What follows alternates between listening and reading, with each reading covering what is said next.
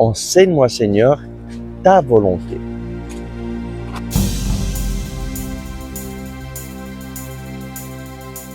Le Christ est ressuscité. Chers amis, bonjour. Nous prions aujourd'hui avec le psaume 119 au verset 33. Enseigne-moi, Seigneur, la voie de tes volontés. Je la veux garder en récompense. Le psalmiste s'adresse au Seigneur en lui demandant « Enseigne-moi la voie de tes volontés, enseigne-moi à faire ta volonté. » Et nous, lorsque nous prions le Notre Père, nous disons que ta volonté soit faite sur la terre comme au ciel. Mais bien souvent, nous ne voulons pas tellement faire la volonté de Dieu. Même si nous prions cette prière, au fond de notre cœur, nous avons des doutes que le Seigneur nous rendra heureux si nous faisons sa volonté.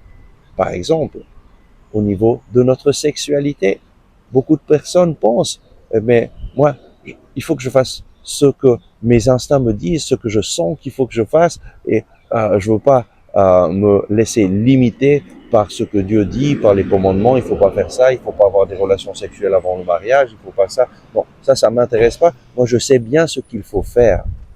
Mais on se rend pas compte que lorsque Dieu nous dit n'aie pas de relations sexuelles avant le mariage, c'est parce qu'il sait toutes les conséquences que cela aura dans notre vie.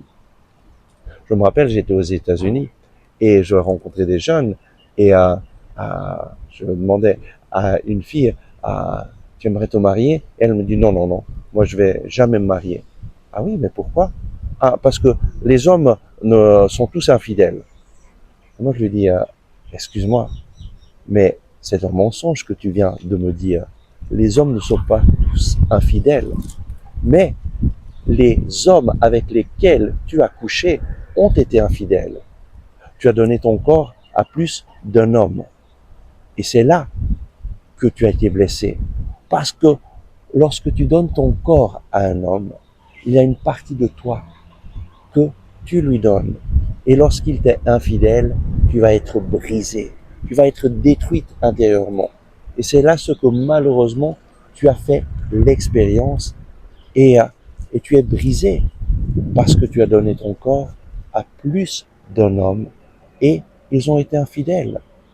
Et elle me regardait en me disant mais comment tu sais ça? Ben, c'est tout simple. Parce que si tu n'aurais pas donné ton corps à plus d'un homme et qu'il ne t'avait pas été infidèle, eh bien, tu voudrais te marier. Parce que le mariage, c'est le plan de Dieu et Dieu nous a créés pour ça. Il a mis dans le cœur d'un homme, d'une femme, le désir de fonder une famille, d'avoir des enfants. Mais lorsque Dieu nous dit ne fais pas cela, c'est parce qu'il sait les conséquences que cela va avoir dans notre vie.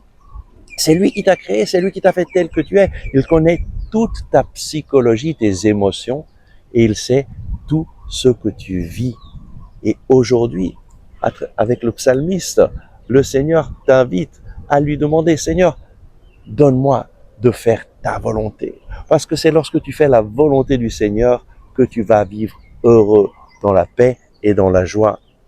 Et le psalmiste continue en disant, je veux garder ta volonté en récompense. Et oui, connaître la volonté de Dieu, c'est la récompense pour ceux qui cherchent le Seigneur et le cherchent dans sa parole, en priant avec la Bible chaque jour, en lui demandant, Seigneur, dis-moi ce que je dois faire, montre-moi ce que tu désires pour ma vie. Je veux me conformer à ta parole. Et alors, le Seigneur te récompensera, il te parlera, il te guidera sur ces chemins de vie, de paix et de joie. Il te fera rencontrer des personnes justes pour pouvoir avoir des amitiés saines. Et Dieu va te bénir. Prie avec moi, Seigneur, enseigne-moi à faire ta volonté. Parle-moi à travers ta parole. Guide-moi, protège-moi de l'ennemi. Je te demande pardon pour toutes mes erreurs, pour toutes mes fautes. Je les remets entre tes mains et je te remercie parce que toi, tu es un Dieu qui pardonne. Je renonce au péché. Je renonce à tout le mal que j'ai fait et je décide de te suivre, Seigneur. Seigneur, enseigne-moi ta volonté.